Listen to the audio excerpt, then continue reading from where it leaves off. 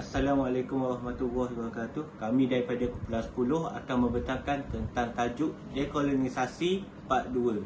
Ahli kumpulan kami terdiri daripada Faiz sebagai ketua, Azif, Hanim, Fazira, Aisyah, Dania, Fatiha dan juga akhir sekali ialah saya sendiri iaitu Naim. Hari ini saya ingin membincangkan tentang dekolonisasi. Dekolonisasi ini merupakan derivatif daripada kolonial.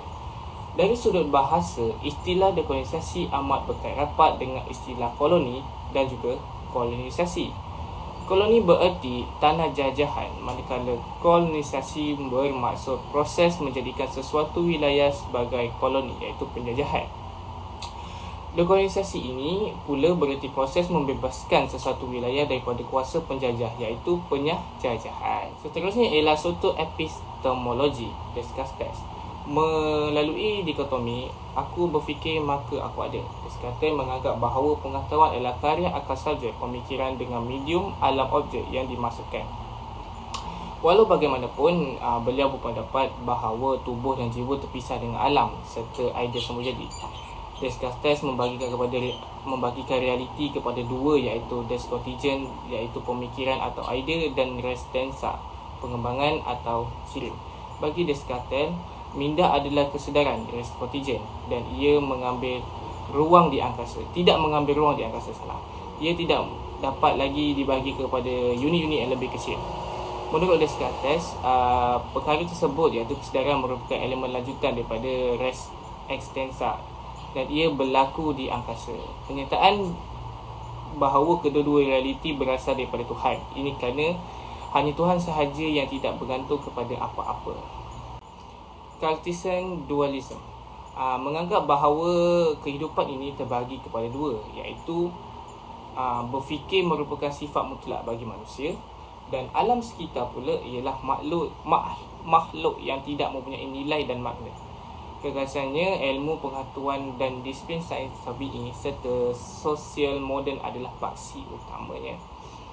Descartes juga menguasai paradigma ilmu dengan menjadikan diri sendiri sebagai subjek perolehan ilmu dan berpandukan akal rasional atau minda. Tidak menjadikan Tuhan sebagai sumber ilmu yang utama dan menganggap segala sesuatu selain akal dan minda manusia hanyalah sebagai objek kosong, iaitu tanpa nilai untuk diketahui dan dikuasai oleh akal dan minda. Kesan daripada dualisme Cartesian anthropocentrisme insan ego-logikal. Kesan ini terbagi kepada dua, iaitu anthropocentrisme dan egoisme. Anthropocentrisme ialah berasal dari perkataan Yunani, iaitu anthropos yang bermaksud manusia, dan kepercayaan bahawa manusia adalah entiti paling penting dalam alam sekitar. Anthropocentrisme mentafsirkan atau menganggap dunia dari segi nilai dan pengalaman manusia. Istilah ini juga boleh digunakan sebagai ganti dengan kemanusiaan, dan beberapa merujuk kepada konsep itu sebagai keunggulan manusia atau keistimewaan manusia itu sendiri.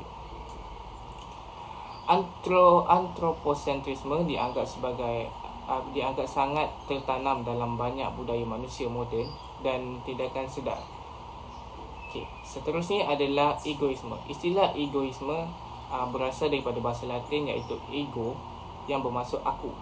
Teori ini menganggap suatu nilai itu baik apabila ia menguntungkan diri sendiri, iaitu individu. Ia diasaskan oleh Friedrich Wilhelm Nietzsche, iaitu daripada 1844 hingga 1900. Menurut beliau, moral ialah kepentingan diri, pemeliharaan diri, mengasihi diri dan kesedaran diri dan seumpamanya. Individu yang berpegang kepada falsafah ini percaya bahawa mereka mengambil keputusan yang tepat, memaksimumkan faedah kepada diri sendiri. Teori ini sangat bersifat individualistik. Seterusnya, pembentukan aliran falsafah dualisme terbagi kepada dua, iaitu naturalisme dan positivisme. Naturalisme ini berasal daripada perkataan nature, iaitu alam. Secara umumnya, Falsafah ini merupakan satu pandangan seni dan sejarah yang menggambarkan sesuatu seperti manusia.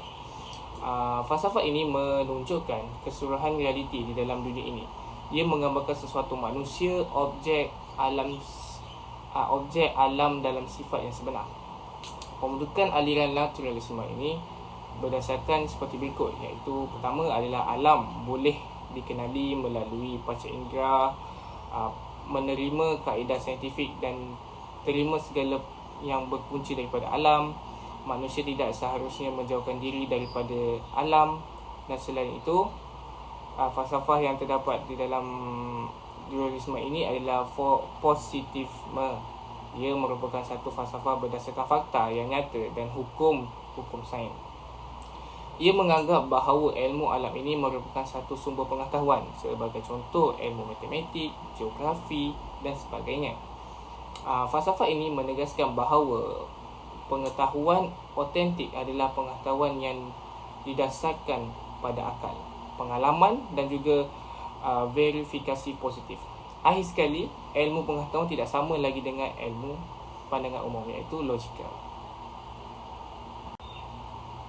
Okey, kita sambung ke bahagian dekolonisasi, dualisme, Cartesian, pemikiran dan ilmu antroposentrisme. Kesan daripada kolonisasi ini akan menyebabkan berlakunya modernisasi dan juga westernisasi. Modernisasi ini adalah fahaman tentang kehidupan berasaskan keduniaan atau materialistik dan hedonistik. Modernisasi ini terbahagi kepada 6 bahagian, iaitu pertama adalah sekular, iaitu kerajaan atau entiti lain haruslah terasing dengan agama dan kepercayaan. Kedua adalah humanis, adalah falsafah atau etika yang menekankan nilai dan tindakan manusia. Ketiga adalah materialis, ialah mementingkan kebenaran. Seterusnya adalah eksperimental. Yang kelima adalah liberal, iaitu berfikiran bebas. Dan akhir sekali sentimental, iaitu berkaitan dengan hawa dan nafsu. Okay, seterusnya adalah westernisasi, iaitu gerakan pembarat atau menjadikan sistem sebuah negara itu sama seperti yang diamalkan di negara barat. Ini jelas kita dapat lihat di negara Islam contohnya yang dijajah.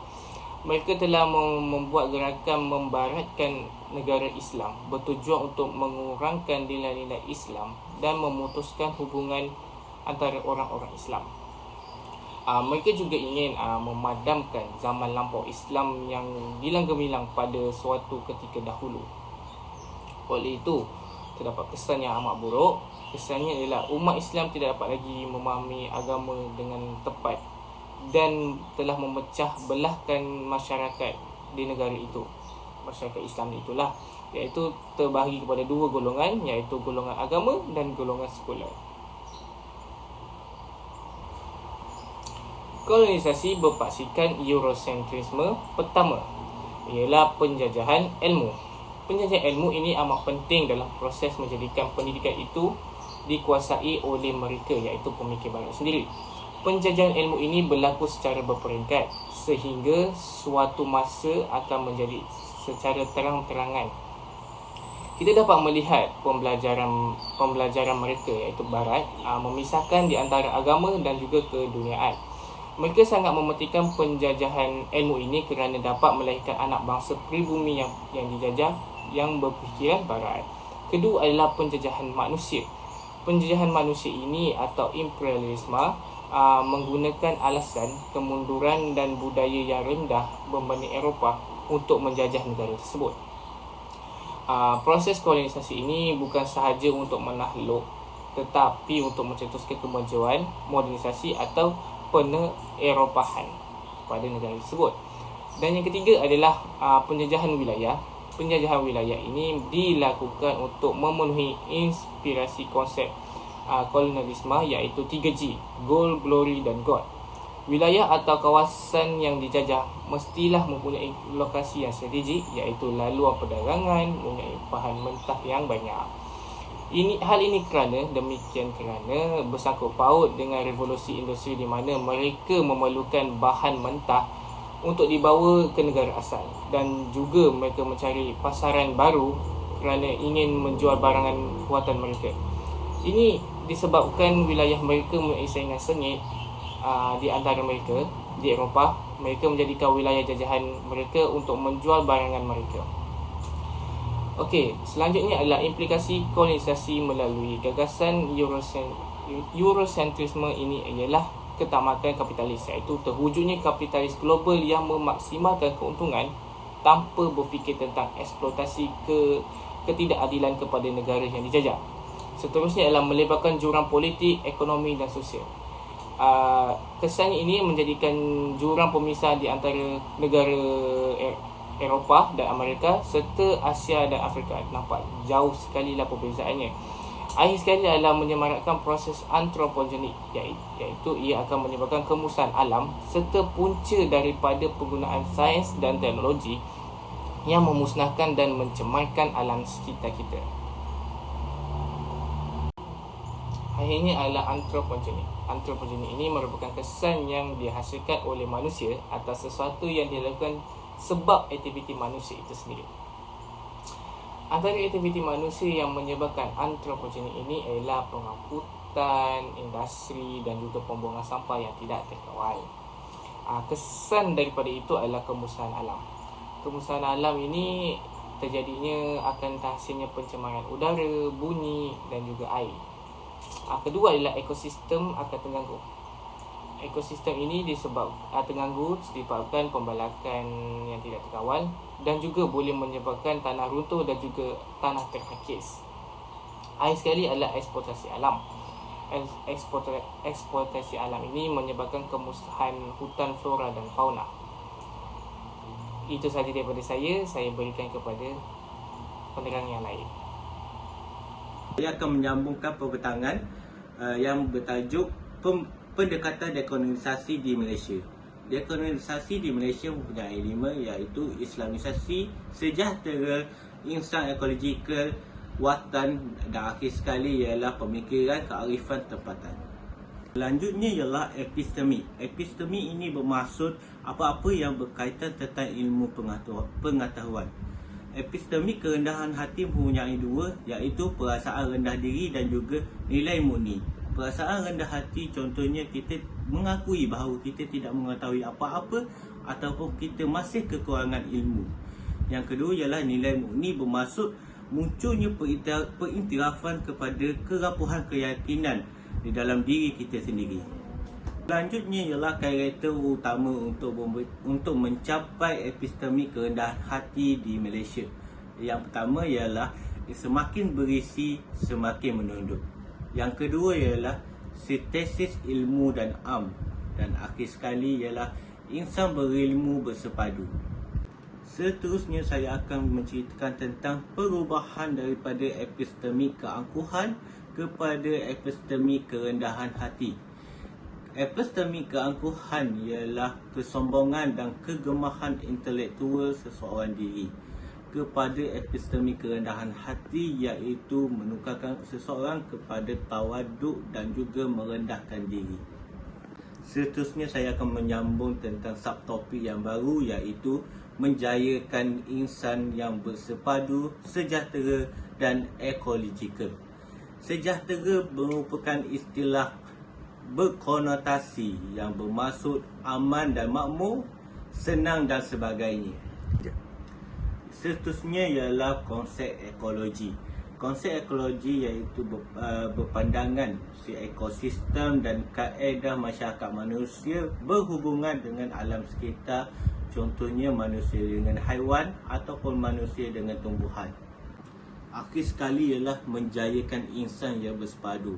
Insan yang bersepadu ialah rakyat yang berjiwa merdeka dan tinggi patriotik di dalam diri rakyat itu. Yang kedua ialah rakyat yang mengamalkan budaya ilmu tinggi, contohnya rakyat-rakyat yang berjiwa besar untuk melanjutkan pembelajaran yang lebih tinggi. Yang terakhir sekali ialah rakyat yang menentang semua elemen ekstremisme.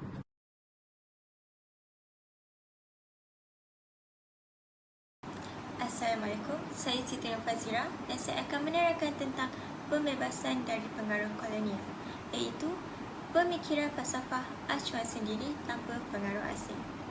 Mengapa kita perlu membuat acuan yang tersendiri? Ini supaya kita tidak terikat dengan pemikiran penjajah yang melibatkan penjajahan fizikal dan intelektual. Maka akhirnya akan mengakibatkan kemusnahan kepada alam. Seterusnya, pemikiran barat tidak mengambil kira kearifan lokal dan memandang rendah terhadap falsafah kita. Kearifan lokal merupakan warisan secara turun-temurun dari satu generasi ke generasi. Pandangan hidup ini biasanya adalah pandangan hidup yang sudah berurat akar menjadi kepercayaan orang-orang di sesuatu wilayah selama puluhan bahkan ratusan tahun. Sayangnya, sama seperti kebanyakan adat, kearifan lokal yang ada di berbagai daerah semakin banyak yang telah ditelan di zaman.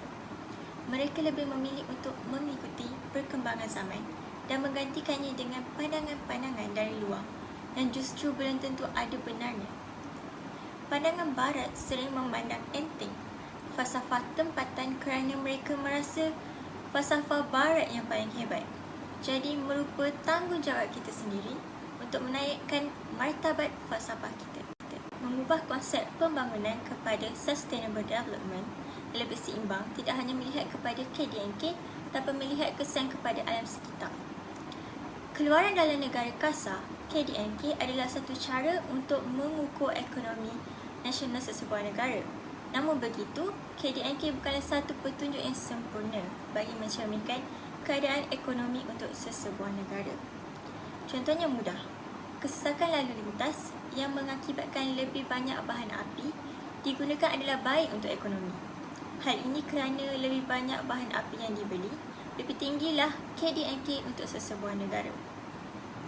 Hakikatnya, berada di dalam kesesakan lalu lintas bukanlah satu situasi yang digemari oleh orang ramai. Pelepasan karbon yang keluar dari corong exhaust, misalnya sesuatu yang buruk untuk alam sekitar. Begitu juga dengan tekanan mental yang dihadapi oleh orang ramai apabila terpaksa berhadapan dengan kesesakan lalu lintas setiap hari.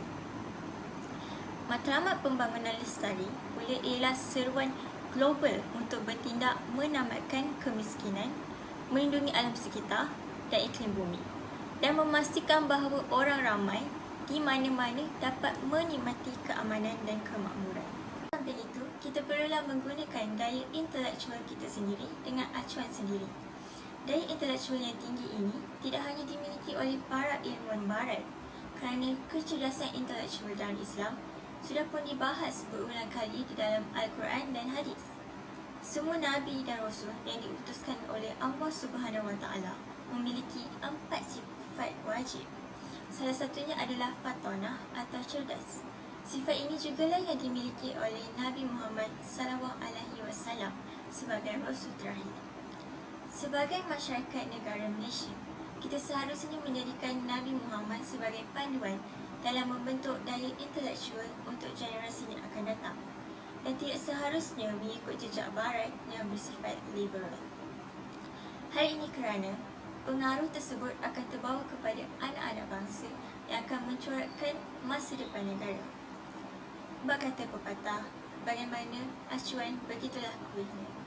Akhir kata, kitalah sendiri yang membentuk diri dan masyarakat di sekeliling kita dengan panduan yang betul dan tidak terus membiarkan diri kita dari terus dijajah secara intelektual serta emosi oleh golongan barat. Sekian, itu sahaja daripada saya. Jadi saya akan memberi peluang kepada pembentang seterusnya. Baiklah, saya akan present yang seterusnya. Nama saya Nurhani binti Zainal Abidin. Dan kalau kita lihat pemikiran falsafah barat tadi, bukan sahaja ia tidak bersesuaian dengan masyarakat kita, tetapi juga mana-mana masyarakat di dunia ini. Kerana apa? Kerana ia menyumbang kepada kemusnahan alam. Okey? Jadi, untuk bebaskan minda masyarakat tempatan daripada pengaruh kolonial ini dengan menggunakan daya intelektual kita sendiri, acuan kita sendiri, iaitu dengan menggunakan pemikiran yang telah ada dalam budaya dan agama kita. Jadi, bagaimana nak bebaskan diri kita dari jajahan minda yang dipengaruhi ilmu-ilmu barat ini? Maka wujudlah ilmu-ilmu falsafah baru yang bersesuaian dengan keadaan tempatan. Jadi, falsafah pertama adalah falsafah aspek ketuhanan. Dan yang kedua adalah falsafah aspek kesejahteraan. Jadi, saya akan terangkan yang pertama, falsafah aspek ketuhanan. Dalam falsafah ini menunjukkan bahawa kita perlu membina pandangan alam, worldview dengan nilai hidup yang berasaskan keyakinan hidup bertuhan dan beragama, iaitu dengan berdasarkan rukun negara kita yang pertama, iaitu kepercayaan kepada Tuhan. Apapun agama kita kena ingat kepercayaan kita kepada Tuhan. Dan bagi seorang Muslim, pentingnya kita berbalik kepada hubungan antara Tuhan, manusia dan alam. Manusia ini dijadikan oleh Allah Subhanahu Wa Taala sebagai khalifah dan dipertanggungjawabkan dalam menjaga dan memelihara untuk kesejahteraan sejagat.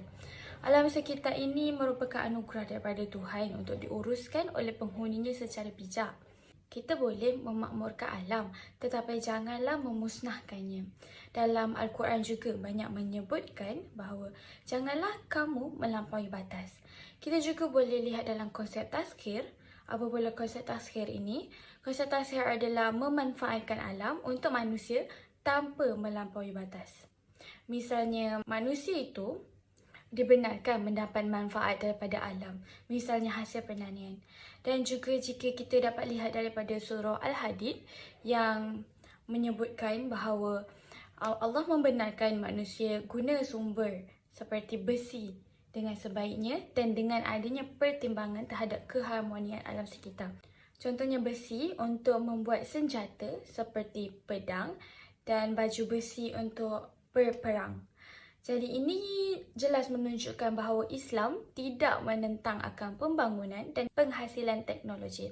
Cuma yang harus diberi pertimbangan adalah supaya pembangunan itu tidak membawa kepada kemusnahan alam seperti falsafah barat yang tidak mengambil endah tentang alam. Seterusnya, berkenaan dengan hubungan yang seimbang antara Tuhan, manusia dan alam. Manusia, seperti yang saya kata tadi, manusia merupakan hamba dan wakil Tuhan di bumi ini untuk mentadbir alam ini. Oleh itu, manusia juga perlu ada hubungan yang betul dengan alam, di mana alam juga merupakan ciptaan Tuhan. Jadi, sebagai ciptaan Tuhan, ia tidak boleh diperlakukan sesuka hati oleh manusia. Alam bukanlah sesuatu yang mati, tidak bernyawa dan kaku seperti yang dianggap dalam Cartesian dualism. Manusia harus hormati dan jalankan tanggungjawab terhadap alam seperti yang disuruh oleh Allah Subhanahu Wa Taala.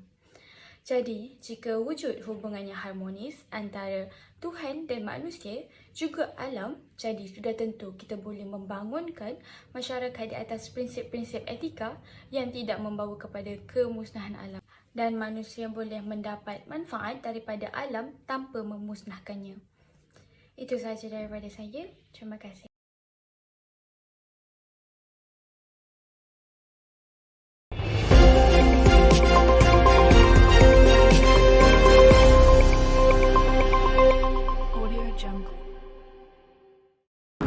Walaupun sudah banyak kes kilang sama ada secara haram atau berlesen yang melanggar Akta Kualiti Alam Sekeliling 1974 di bawah Jabatan Alam Sekitar JAS dibongkar dan diambil tindakan, namun ia langsung tidak meninggalkan Kudis, malah lokasi strategik di Kuala Langat tetap menjadi tumpuan.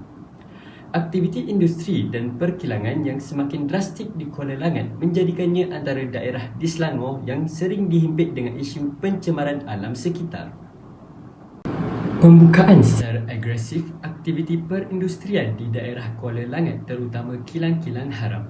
Daerah yang terkenal dengan lokasi pelancongan di Pantai Morib, Pulau Keri dan Bukit Jugra ini kini berhadapan dengan pelbagai isu terutama kesan pencemaran akibat kerakusan aktiviti industri yang berleluasa sehingga menimbulkan kegusaran penduduk setempat. Siapa sangka Kuala Langat yang pernah diuar-uarkan untuk menjadi taman ilmu sekitar tahun 1990-an kini berubah wajah menjadi tumpuan tauke-tauke kilang yang ingin mengaut keuntungan. Kedudukan geografi Kuala Langat yang berdekatan dengan Pelabuhan Kelang hanya kira-kira 30 km selain dikelilingi Sungai Langat antara sebab daerah yang kaya dengan peninggalan sejarah ini menjadi pilihan. Pembukaan drastik kilang-kilang di Kuala Langat terutamanya sejak 5 tahun kebelakangan ini menyebabkan kehidupan penduduk di Kuala Langat tidak lagi aman dan sering diganggu dengan isu-isu pencemaran daripada aktiviti industri.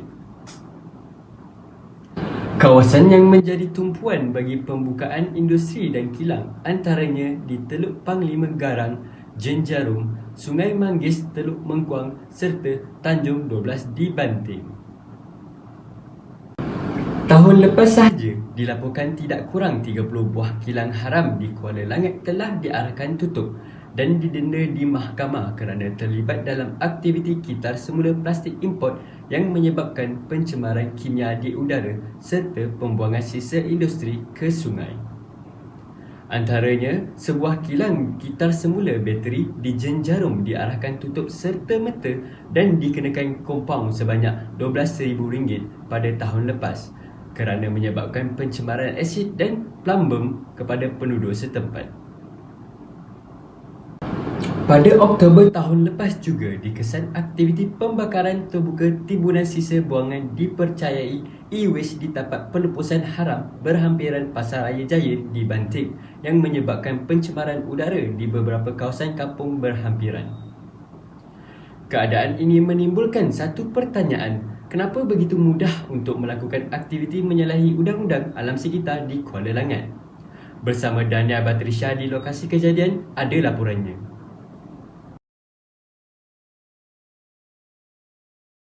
Penduduk mengenai isu yang berlaku sangat berasas. Hal ini kerana ia berkait rapat dengan risiko kesihatan dan kesejahteraan hidup lebih 200,000 penduduk di Kuala Langat. Beberapa kes sebelum ini seperti operasi kilang bateri dan kilang kitar semula, sisa plastik memang memberi kesan kepada kesejahteraan dan kesihatan penduduk di Kuala Langat. Saya bersama Nur Hanim, penduduk kampung Sungai Manggis untuk mengupas lebih lanjut mengenai isu ini. Jadi terima kasih Puan Hanim kerana bersama saya pada hari ini. Jadi untuk menurut Puan Hanim, apakah yang Puan Hanim boleh kupaskan dengan lebih lanjut mengenai isu di Kuala Langat ini? Pada pandangan saya, penduduk kat sini bukanlah tidak suka Kuala Langat dijadikan lokasi perindustrian dengan pembukaan kilang-kilang. Tetapi hendaklah dipastikan bahawa operasi kilang itu tidak mengganggu alam sekitar kita. Sebab kilang-kilang haram yang berisiko tinggi ini boleh menjejaskan kehidupan penduduk setempat dan tidak harus dibuka di Kuala Langat. Jadi betullah Kuala Langat ini pernah dinamakan sebagai Taman Ilmu yang telah dicetuskan oleh bekas ahli Parlimen Kuala Langat sendiri dan juga bekas Menteri Pengajian Tinggi Allahyarham Tan Sri Syafiee Muhammad Saleh. Kini hanya tinggal kenangan. Betul, saya setuju sebab sejak 2008 hingga hari ini tiada lagi kesinambungan aspirasi itu. Dan kalau kita boleh lihat pada hari ini Kuala Langat seperti menjadi tempat proses sampah. Banyak kilang kita semula yang wujud di sini dan saya percaya akan terus bertambah selepas ini. Kini saya berada bersama dengan Puan Siti Nur Fazira yang merupakan pegawai eksekutif di sebuah syarikat penerbangan. Menurut Puan Fazira, sebuah kilang memproses kertas terpakai yang beroperasi sejak pertengahan tahun ini telah menyebabkan kehidupan penduduk berhampiran tercemar dengan pencemaran bunyi dan bau. Jadi Puan Fazira, ada yang Puan Fazira ingin kupaskan dengan lebih lanjut mengenai hal ini? Saya percaya pembinaan kilang berstatus industri berat ni tak mengikut syarat, terutamanya jarak yang terlalu hampir dengan taman perumahan dan sekolah. Ini mengundang implikasi jangka panjang, terutama kesihatan penduduk kerana mereka sering terbau, terhidup, bau kurang menyenangkan serta bunyi bising kontainer yang turunkan daripada kilang tersebut. Begitulah keluhan yang dapat kita dengar daripada penduduk-penduduk di sekitar Kuala Langat. Saya berharap pihak berkuasa dapat mengambil inisiatif untuk membendung hal ini daripada terus berleluasa. Pergi ke kedai membeli bunga, bunga dibeli cantik sekali. Alam sekitar perlu dijaga agar hidup sentiasa harmoni. Berjalan-jalan di tepi tasik, bila berjalan perlu berhati. Alam dijaga biar cantik agar dilihat semua generasi. Saya Dania Batrisha binti Ahmad Safwan. Kita kembali ke Sri Pentas. Terima kasih saudari Dania di atas ulasan laporan tersebut. Kesimpulannya, alam sekitar perlu dipelihara dengan penuh rasa tanggungjawab dalam diri seseorang individu. Hal ini kerana apabila alam sekitar tidak dijaga dengan baik, maka ianya akan menyebabkan kepada pelbagai masalah yang mendatang. Demi kelangsungan hidup, manusia amat bergantung pada alam sekitar dan udara di sekeliling. Sebagai manusia yang dikurniakan akal fikiran dan kemampuan tubuh badan yang sihat oleh Allah Subhanahu Wa Taala, seharusnya menitik beratkan segala aspek penjagaan alam sekitar dalam usaha menjaga amanah Allah Subhanahu Wa Taala dan mentadbir urus alam dengan sempurna. Janganlah kita menjadi rakus dan tidak mementingkan alam sekitar. Bak kata pujangga, bagai enau dalam berluka melepaskan pucuk masing-masing. Baiklah, sekian Buletin UKM. Saya Muhammad Azif bin Amil ingin melaburkan tirai. Sekian, salam hormat. Assalamualaikum. Kembali kepada pembentang seterusnya. Seterusnya, falsafah sejahtera. Falsafah sejahtera merupakan salah satu elemen yang juga usaha untuk membentuk satu falsafah baru yang bersesuaian dengan keadaan semasa yang boleh mengatasi masalah dan pemikiran barat yang ada. Falsafah sejahtera adalah antara elemen daripada falsafah pendidikan kebangsaan yang bertujuan untuk mewujudkan insan yang seimbang dari aspek jasmani, emosi, rohani dan intelektual ataupun untuk membentuk modal insan di negara kita. Falsafah ini tidak tertumpu kepada pembangunan ekonomi semata-mata, iaitu seperti apa yang terdapat di dunia pada hari ini. Seperti yang kita tahu, hari ini kita lebih mementingkan pembangunan ekonomi di mana bidang yang paling terkesan dengan kolonisasi adalah sistem pendidikan. Walaupun dekolonisasi telah berlaku hampir 6 dekad yang lalu, namun sistem pendidikan di kebanyakan negara di dunia masih lagi berkiblatkan kerangka dan paradigma barat. Pendidikan hari ini seharusnya tidak mementingkan aspek pembangunan pasaran dan ekonomi semata-mata supaya pendidikan tidak berat sebelah. Misalnya, kursus-kursus di IPT sekarang berteraskan pasaran ataupun market driven education dan sudah tentulah target atau orientasinya ke arah perkembangan ekonomi sahaja. Sudah tentu kursus-kursus kemanusiaan yang lebih mementingkan pembangunan kerohanian dan intelek tidak diberikan pemerhatian yang sewajarnya kerana kebanyakannya lebih mementingkan untuk menghasilkan ekonomi yang lebih mantap tetapi tidak mengira aspek kemanusiaan yang sepatutnya diterapkan dalam diri masyarakat hari ini. Sedangkan kita sepatutnya melihat pemikiran tokoh Islam, antaranya Imam Al-Ghazali, iaitu pendidikan ialah proses pembentukan akhlak dan nilai-nilai kerohanian sebagai persediaan menghadapi rintangan hidup. Sungguh pun begitu, pelbagai bentuk gerakan intelektual telah dan sedang diperjuangkan bagi mengembalikan sistem pendidikan ke landasan yang sebenar, berpaksikan epistemologi, bertuhan melalui pendekatan islamisasi ilmu dan integrasi ilmu. Jadi, seharusnya semua perkara ini perlu diambil kira dalam usaha kita untuk membangunkan falsafah sejahtera, iaitu yang akan mengumpulkan satu strategi pemikiran yang lebih realistik dalam menangani masalah sejagat dan tempatan. Oleh itu, kewujudan falsafah sejahtera sekurang-kurangnya dapat membangunkan pemikiran intelektual supaya kita tidak lagi tertipu oleh dunia barat yang kononnya menjanjikan suatu kehidupan yang berteraskan lebih progresif, liberal dan penggayaan ekonomi. Tetapi kita seharusnya sedar bahawa sistem pendidikan acuan barat bukan melahirkan insan namun menghasilkan manusia tanpa roh untuk tujuan aktiviti ekonomi kapitalis global. Maka cabaran dekolonisasi sistem pendidikan merupakan agenda jangka panjang yang perlu disusun secara kolektif, bersepadu dan terancang. Seterusnya ialah konsep khalifah di muka bumi. Khalifah berasal daripada perkataan Arab khalafa, iaitu ganti atau wakil. Ia termasuklah menggantikan orang yang telah tiada, menggantikan orang yang telah mati, menggantikan tempat bagi orang yang tidak mampu menguruskannya, menggantikan tempat seseorang sebagai memuliakannya. Bagaimana pula maksud khalifah menurut Islam? Maksud khalifah menurut Islam ialah manusia yang dipilih oleh Allah untuk mentadbir, mengurus, memakmurkan muka bumi sebagai penggantinya dengan menegakkan hukum-hukumnya di atas bumi sama ada peringkat peribadi, keluarga, masyarakat dan negara.